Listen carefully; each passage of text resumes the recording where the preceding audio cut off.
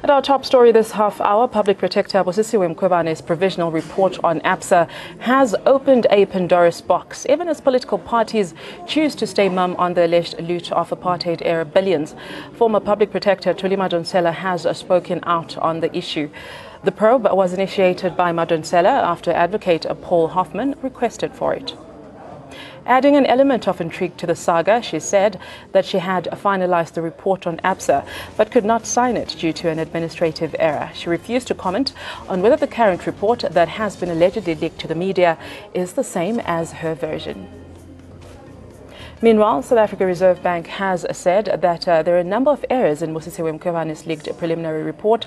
SUB says they are checking the report for factual accuracy and they have already spotted a number of errors. The report recommends that ABSA should pay back 2.25 billion rand that it received as part of an unlawful apartheid-era bailout.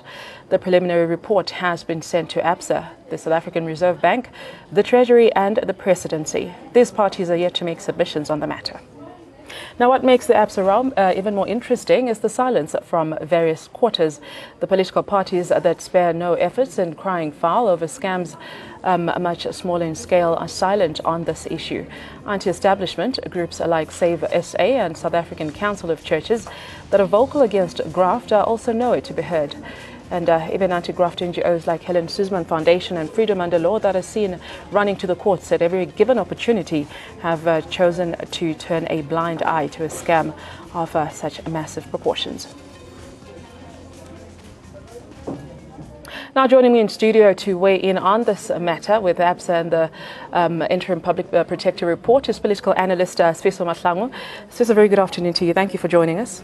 Good afternoon, Audrey. Yes. It's a pleasure to be here. I can see that you're smiling from here. I do hope you don't drive a Ford Kuga, do you? No, actually Lerato drives an EcoSport, but it's the brother to the Ford Kuga. All right, so you guys are safe. So I said last night, hey, the sky is lit, eh? Oh, literally. Lit indeed. Okay, let's get to the business of this hour, the Public Protector Report. Let's establish exactly where it comes from. It is a leaked report, interim report at this point. Where do you think it is coming from? The strange thing is that people are calling it Busisiwe Mkhwebane's report. How this report came about is that advocate Paul Hoffman in 2004 approached Thuli Madonsela to say, we have an issue. The apartheid government, in the end, the latter days of apartheid, approached government to say we need money to bail out a few companies that were in debt. Now, ABSA, the name ABSA stands for the Amalgamated Banks of South Africa. That's why it's called ABSA, the Amalgamated Banks of South Africa.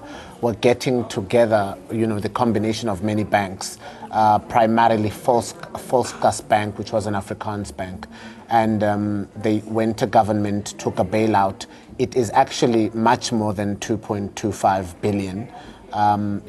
We did the records from people we know who are inside sources at ABSA.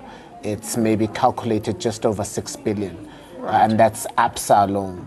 But the apartheid government gave many other billions to many other organizations. But that money was chowed by the executives of those organizations. This 6 billion that ABSA got just disappeared. And this matter just died down in the new years of democracy.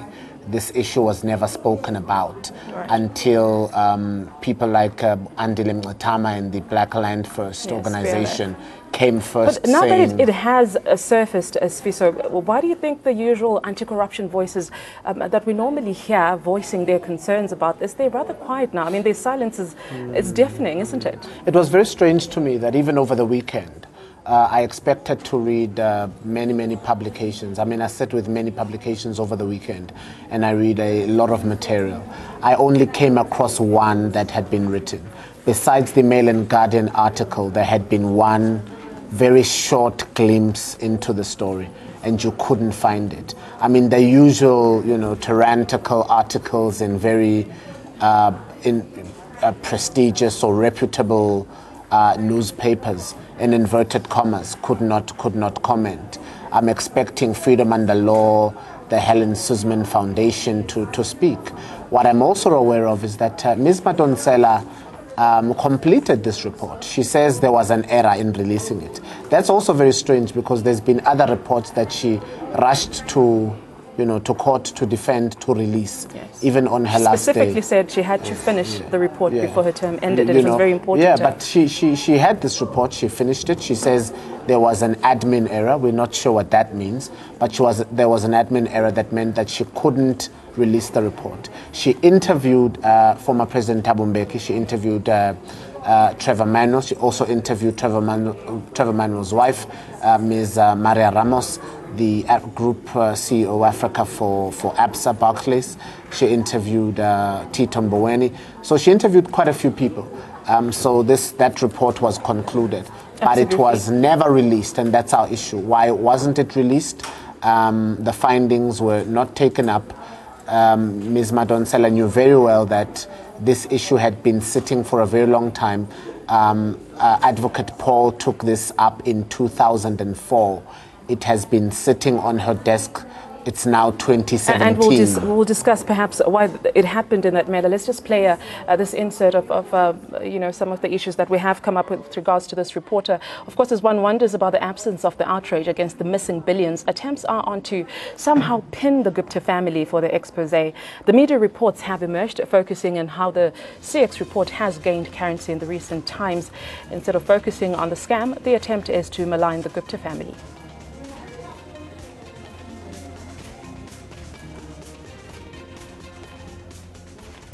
Bringing the conversation back into studio, political analyst Fiso Mahlangu is still with me.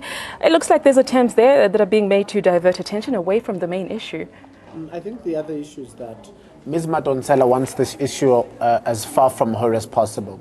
And it mustn't be seen like an administrative error on her part.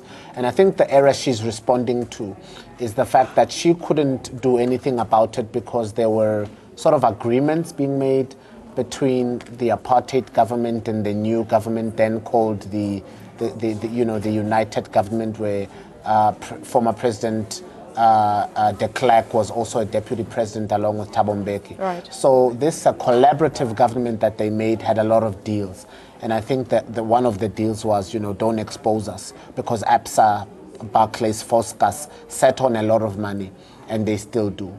And a lot of people overlooked the atrocities of apartheid, but also the financial mismanagement, how those people robbed the state. But this case is not just pre-apartheid. Ms. Madonsela did not entirely tell the truth, because what she said to the Black Land First was that she doesn't investigate cases pre-apartheid.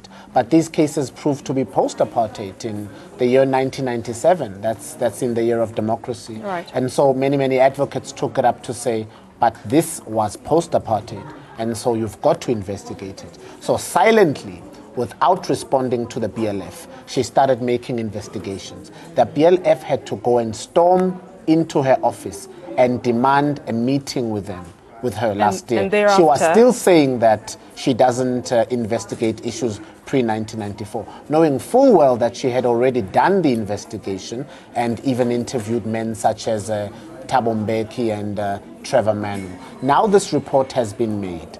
She made it, the report was finalized. But for reasons known to her, she did not release the report. Now comes in a new public protector, and about in 2 months of her being at office, on her priority list is to release these reports that have been lying on the table for so long, because there's a public outcry to say, give us proof, give us information. And I think what South Africans are talking about is saying, or every other thing that has been brought to your attention, if it's about the ANC, about President Jacob Zuma, about the Gupta family, you've taken up shortly. You have put it up on your agenda, and you've released a report that many are calling a farce and a premature report. But likewise, also release a report with the atrocities and the financial mismanagements of the apartheid government, or the handover government of this day. So the people are saying we have a right to know. So it's been concealed, to the last minute. But now the cat is out of the bag. She cannot do anything about it. The report has leaked. ABSA has made a statement to say they are studying this report. They'll return to members of the press and make an official statement. The Reserve Bank is also saying they're studying the report. They'll make the necessary comments. So we don't hear a public outcry. Speaking of the press, what do you make of the narrative, the media narrative that is out there? I know that a lot of people have picked up the story now, and they are writing what they think is the version of what is happening. But what do you make of the narrative that you've I just read a story about a few minutes ago, and it was saying this report is being called a farce and a lie, and that's the angle that people are going with. In the same sense that, Audrey, we read things in this country and we make up our minds. I think South Africans must also come to the idea to say, let's hear what this report has to say and let's make up our minds before we're calling it a farce or a make-up story. Let's listen to it and let's really study the proof. It's time that this report comes out.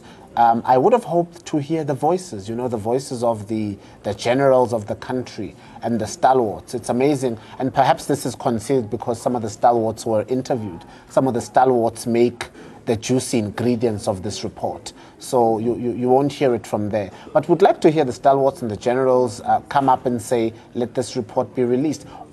These organizations that are continually running to the courtrooms and running this country through a litigation system. It's time that they speak up and say, let this report be found. Yeah. This is just a percentage that Barclays ABSA got. But many other organizations inherited the wealth of this country and they are sitting on it. And maybe this report is setting a precedent for more reports to come. Let me just play this instead so then we can reflect on it. But who are the ones who must be really asked the tough questions here, and who's accountable for the missing billions? Is it Trevor Manuel, the then finance minister? He has said he was protecting the interest of the economy against any potential risk by not seeking to recover the money.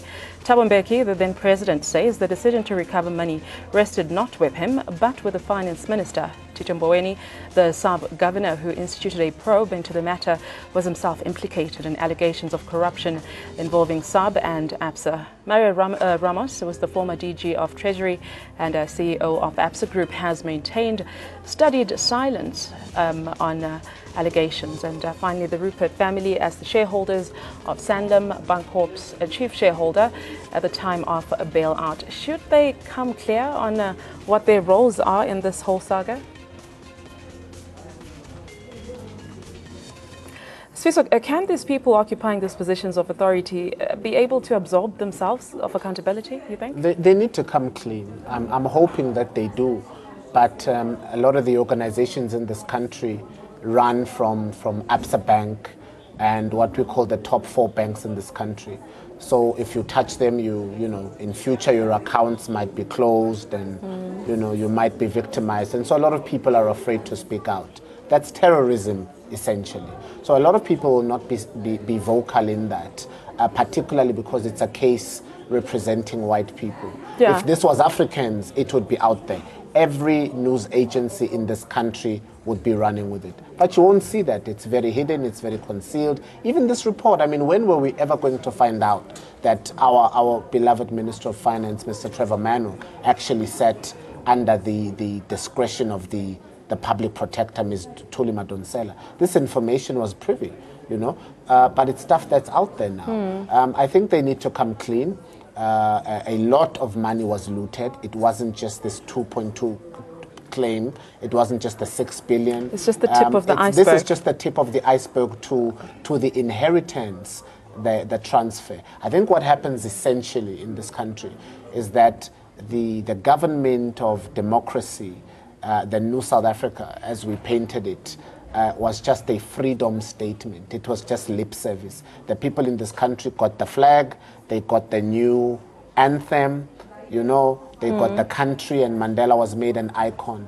But white people kept everything. They literally looted the state so that the handover government would essentially mean nothing, and black people would have to start afresh with nothing. Let me ask you this, Sifiso. Do you think this ABSA report adds a different flavor to the whole entire idea of a state capture? It paints an entirely different picture, because ABSA has painted an image of itself as a majority leader in the financial markets, and they do things according to the book, and they never release there are reasons why. But it poses a lot of questions to South Africans to say, why don't you come out and answer? How much did you take?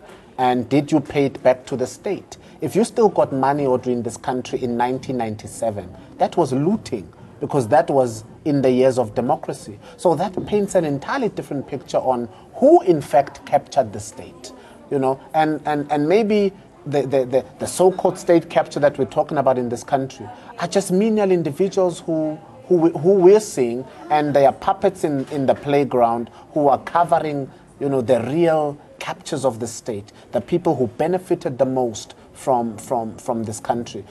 In this report, many of them are claimed, and you know, they've had meetings with the public protector. What we do not know is what initially Ms. Madonsela's account in the report says. And I think sure she must come out, and she must come out and I'm actually sure we'll find out exactly what's happened, what transpired. It's only the tip of